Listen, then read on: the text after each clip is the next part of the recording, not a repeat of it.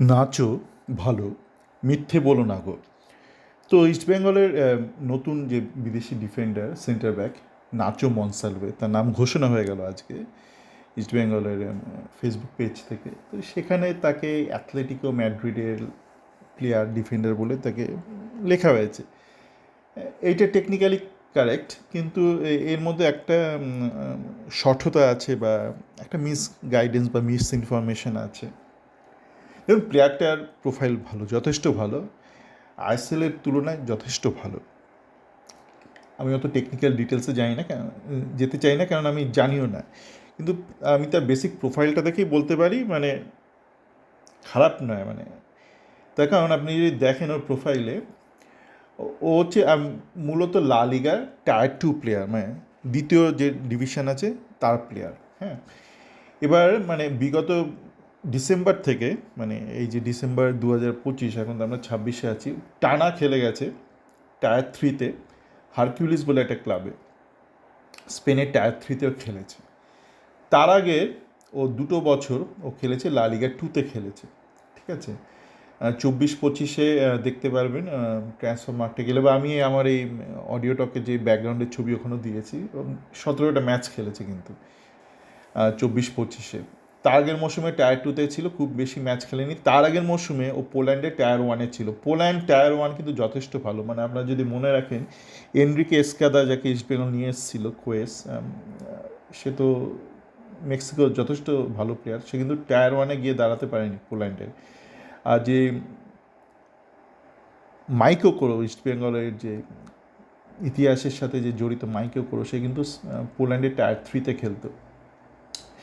তো পোল্যান্ডের টায়ার 1 1 বছর খেলেছে, তার আগে 2 মৌসুম ও সেই ক্লাবের হয়ে কিন্তু পোল্যান্ডের টায়ার 2-তে খেলেছে। তার মানে হচ্ছে ওই 22-23-এ ওই ক্লাবটা প্রমোশন পেয়েছে টায়ার 1-এ।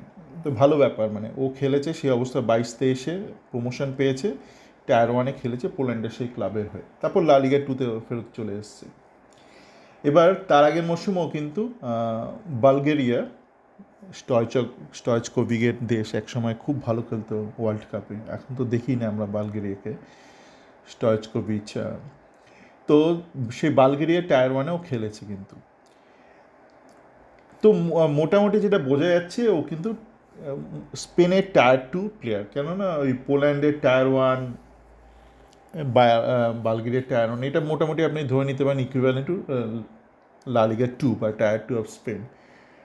এবার কী হয়েছে, ও হচ্ছে মূলত অ্যাথলেটিকো ম্যাড্রিডের ওদের যে ইউথ ডেভেলপমেন্ট সিস্টেম আছে, তো জানেন বার্সারও আছে, ওদেরও আছে, তো সবাই তো আর দাঁড়াতে পারে না। আমাদের ওই আর প্লেয়ার ছিল বোরা, বোরা ওই অ্যাথলেটিকো ম্যাড্রিডের ইউথ সিস্টেম থেকে বেরিয়েছিল, তাও বোরা কিছু করে উঠতে পারেনি। তো একে কিন্তু অ্যাথলেটিকো ম্যাড্রিড একটা ট্রাই মেরেছিল।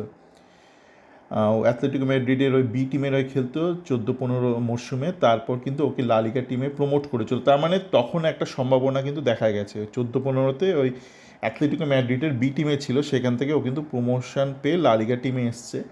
তারপর যে করেই হোক দাঁড়াতে পারেনি। দেখুন লা লিগার মানে টায়ার 1 অতটা সহজ নয়, ঠিক আছে। তো যাকে ওর ডেবিউ হয়েছিল, কিন্তু খেলতে পারেনি, মানে দাঁড়াতে পারেনি। সহজ বাংলায় ট্রাই মেরেছিল, ওকে রাখা হয়েছিল 2 মরশুম, কিন্তু লা লিগায় দাঁড়াতে পারেনি। তো তারপর ওকে টায়ার 3-তে চলে যায়, তারপর আবার রিসেট করে ওর ক্যারিয়ারটা। তো বোঝা যাচ্ছে টায়ার 2 প্লেয়ার মোটামুটি।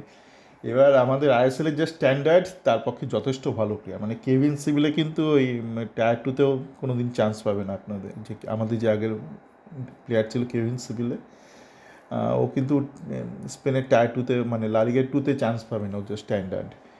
তো সেই দিক দিয়ে দেখতে গেলে যথেষ্ট ভালো প্রোফাইলের প্লেয়ার। শুধু এইটুকুই বলবো যে ওকে ওই অ্যাথলেটিকো ম্যাড্রিড বা লা লিগা প্লেয়ার বলে প্রমোট না করাই ভালো। কেউ যদি অনেক দিন খেলে থাকে টায়ার 1-এ বা নিকটবর্তীতে খেলে থাকে, তাহলে টায়ার 1 বলা যেতে পারে। কিন্তু এই হচ্ছে মোটামুটি আপনার স্পেনের টায়ার 2, এবং যথেষ্ট ভালো, মানে আইএসএলের তুলনায়, এ তো এসে তো অন্য কোথাও খেলবে না, আইএসএলে খেলবে বা এফসি, তো সেই তুলনায় কিন্তু যথেষ্ট ভালো প্রোফাইল।